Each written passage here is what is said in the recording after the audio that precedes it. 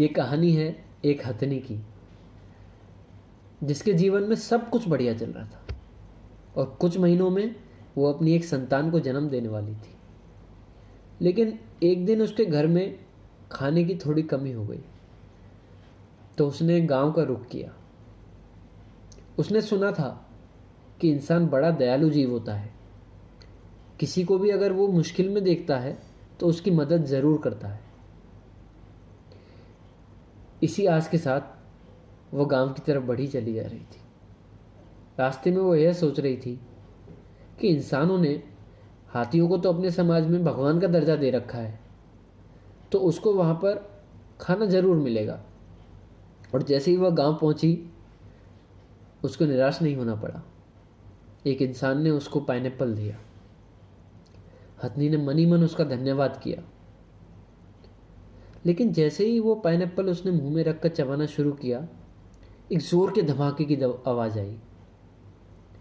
हथनी समझ नहीं पाई ये हुआ क्या। अचानक उसके मुंह से खून बहने लगा। उसके जबड़े काम नहीं कर रहे थे। हथनी समझ नहीं पा रही थी कि हो क्या रहा है। फिर उसको समझ आया कि इंसान ने उसके साथ धोखा किया है। वो बस यही सोच रही थी कि आखिर इंसान ने ऐसा किया क्यों, आखिर उसकी गलती क्या थी। लेकिन इतना सब होने के बाद भी हथनी ने उस इंसान को कुछ नहीं कहा।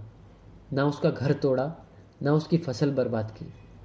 बस चुपचाप जाकर वो एक नदी में खड़ी होकर अपनी मौत का इंतजार करने लगी।